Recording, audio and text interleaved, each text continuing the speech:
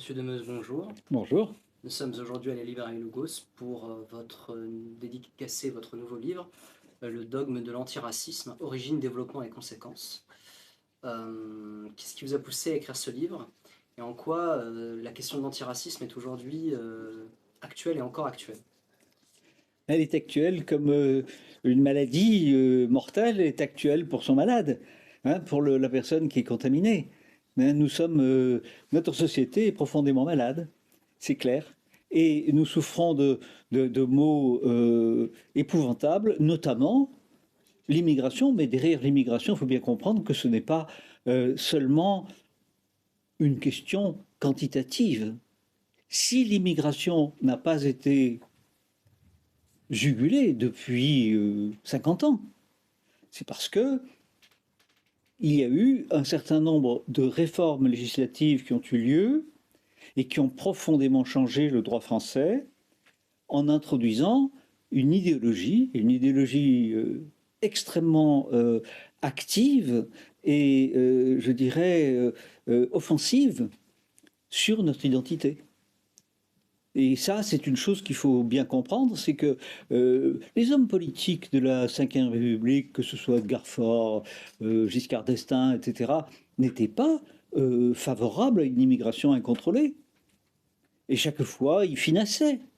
Alors, ils disaient oui, mais on va laisser rentrer les femmes et les enfants, mais après, tous ceux qui sont là, ils partiront.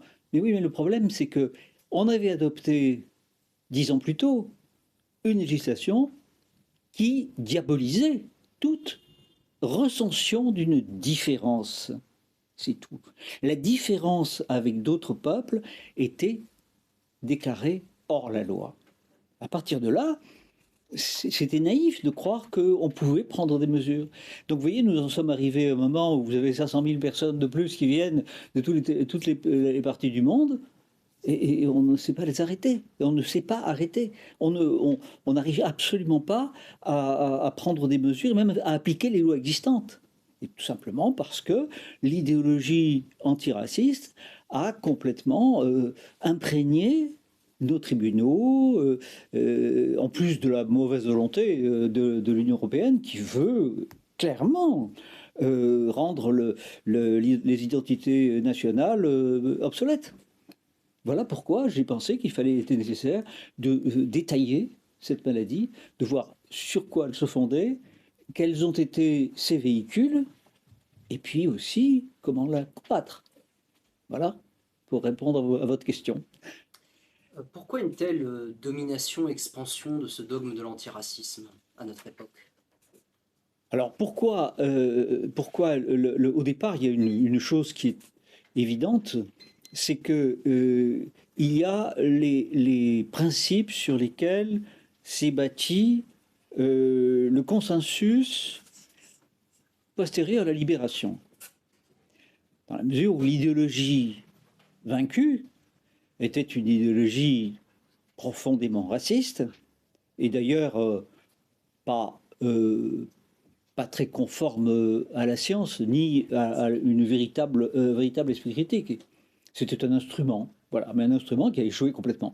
À partir de là, eh bien, l'antiracisme s'est traduit en une doctrine qui n'était pas seulement, et loin de là, les distances prises avec l'idéologie de Clermont-Tandon, de Houston Stewart Chamberlain ou Gobineau, mais qui avait pour but de considérer que toute acceptation, toute discrimination était totalement interdite à partir du moment où elle se fondait sur des éléments du reçu.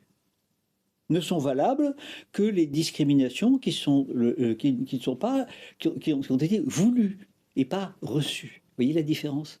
C'est toute une façon de voir les choses, c'est toute une mise à mort de toutes les identités reçues des ancêtres qui a été formulée. Et d'ailleurs, ils le font, les doctrinaires de l'antiracisme ne s'en cachent pas. Vous avez un Jean-Louis Ancel, par exemple, tout à fait le philosophe, et qui dit qu'est-ce que c'est que le racisme? Mais le racisme, c'est considérer qu'un pays ne se renouvelle que par la filiation, que le renouvellement normal d'un pays, c'est par la filiation, et que finalement, ce que partagent les gens, c'est une communauté d'ancêtres qui remonte aux origines. C'est ça le racisme. Mais ce qu'il faut comprendre, c'est que avec ça, on ne peut plus être nationaliste. Il n'y a pas un nationalisme qui peut survivre en étant en accord avec l'antiracisme. Bon, alors il y a des gens qui préfèrent ne pas en parler. Mais moi je pense que non, il faut en parler. Et ça a beau être un véritable Moloch, l'antiracisme, je pense quand même qu'il faut le combattre. Et je pense que pour le combattre, il faut le faire de façon mesurée, en s'appuyant sur des faits incontestables, sans jamais tomber sous le coup de la loi. Voilà. Merci, Monsieur Demeuse. Merci à vous.